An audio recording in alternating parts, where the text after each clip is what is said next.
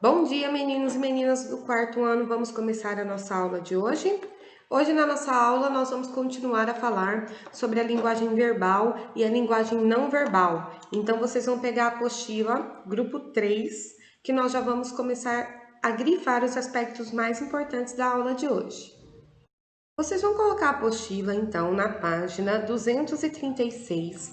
Nós vamos falar sobre os símbolos, né? Os símbolos, eles são usados desde a pré-história, através das pinturas rupestres, que os homens pré-históricos faziam nas paredes das cavernas para retratar o modo como eles viviam. Hoje, até os dias atuais, os símbolos são muito utilizados. Como, por exemplo, esse símbolo aqui, ele significa que é uma área onde o motorista do carro deve reduzir a velocidade, porque podem ter pessoas passando uma área escolar, crianças, pais e mães atravessando rua, né? Este símbolo aqui, com essa caveira, esses dois ossinhos, significa que é uma substância química perigosa, pode ser um veneno, um produto químico corrosivo. Esse símbolo aqui, essa tacinha quebrado, representa que é um objeto muito frágil que pode se quebrar, então deve-se tomar cuidado ao carregá-lo. E esse símbolo aqui significa que você não pode conversar. Então, os símbolos hoje, eles estão muito, mas muito presentes na nossa vida, né? E eles fazem parte da linguagem não verbal. Continuando agora, na página 237, nós vamos falar sobre a escrita, que é a linguagem verbal. A escrita, ela surgiu quando o homem tornou-se sedentário. Por quê, meninos? Porque o homem era nômade, ele vivia de lugar em lugar, procurando alimento, e para retratar esse modo de viver, ele desenhava na parede das cavernas. Quando o homem descobriu a agricultura e começou a plantar o seu próprio alimento, ele formou as primeiras cidades. E formando essas cidades, ele precisava anotar tudo que era produzido, tudo que era plantado, tudo que era colhido. E foi a partir da necessidade de fazer essas anotações que o ser humano começou a desenvolver a técnica da escrita. A primeira forma de escrita que existiu foi a escrita cuneiforme, que surgiu numa região chamada Mesopotâmia, né? E essa escrita ela era feita em placas de argila com objetos de ponta de metal, onde eles iam escavando tudo que eles queriam anotar. E olha só que interessante, então eles pegavam essa placa de argila, escrevia, fazia todas as anotações e depois punha essa placa de argila no fogo para que ela secasse, endurecesse e eles pudessem guardar. Olha isso. Imagina se todas as anotações que a gente faz atualmente fossem feitas em placas de argila desse jeito. A nossa vida seria bem mais complicada, né? E agora na página 238, vocês vão grifar, nós vamos falar sobre a comunicação verbal, a falada, né? Sobre a conversa. Vocês sabem que cada povo fala um tipo de idioma. O idioma brasileiro é o português.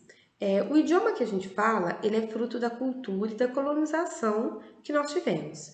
E mesmo assim, se a gente pegar o idioma português falado no Brasil, ele é diferente do idioma português falado em Portugal, porque aqui no Brasil, o português ele misturou-se com a língua indígena e com a língua africana.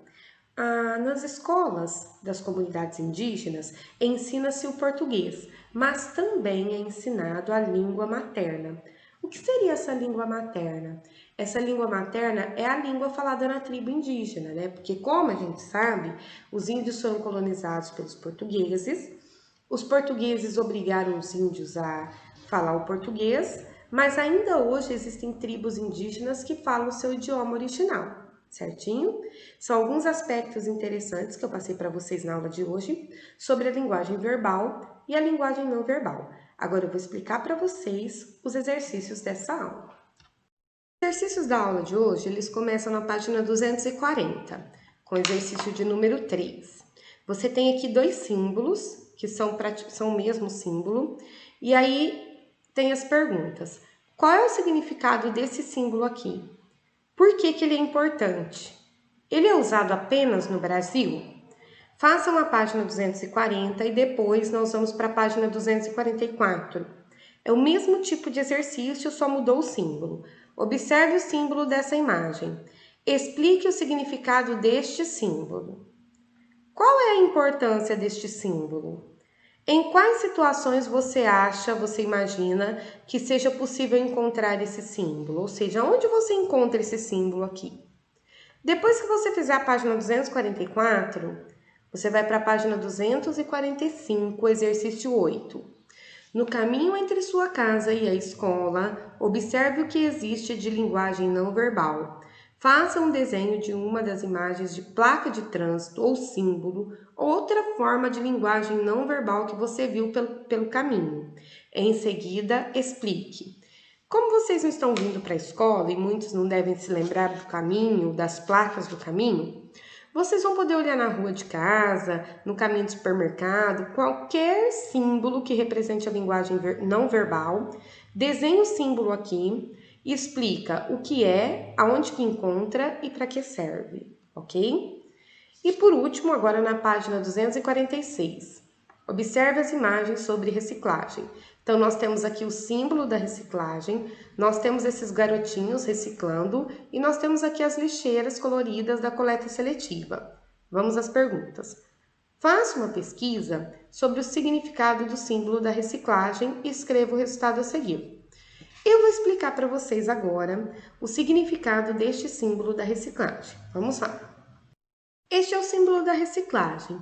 Existem diversas variações deste símbolo, mas todas elas é composta por 3 setas, né? Essas 3 setas, elas têm um significado. Uma seta significa a indústria, que é de onde parte o material, né, a embalagem. A outra seta significa o consumidor e a última seta significa a reciclagem. Então, o significado do símbolo da reciclagem é que ele pode ser reciclado. Então, ele faz um percurso que vai da indústria para o consumidor para a reciclagem. Indústria, consumidor, reciclagem. Indústria, consumidor, reciclagem. E esse ciclo continua porque esse material é reciclável, ok? Que você já sabe o significado do símbolo da reciclagem, você vai elaborar aqui uma resposta me explicando o que significa este símbolo, ok? Em seguida, B de bola. Qual o significado das cores verde, azul, vermelho e amarela nos coletores dos recicláveis? Ou seja, a gente sabe que as latas da coleta seletiva, elas têm cores. Por que elas têm cores? O que significa cada cor? Você vai escrever aí agora, tá bom? Meninos, a tarefa da aula de hoje é você mandar foto para a tia Letícia das páginas 236, 237, 238, 240, 244, 245, 246. A nossa aula de hoje chegou ao fim. Beijo para vocês e até a próxima aula.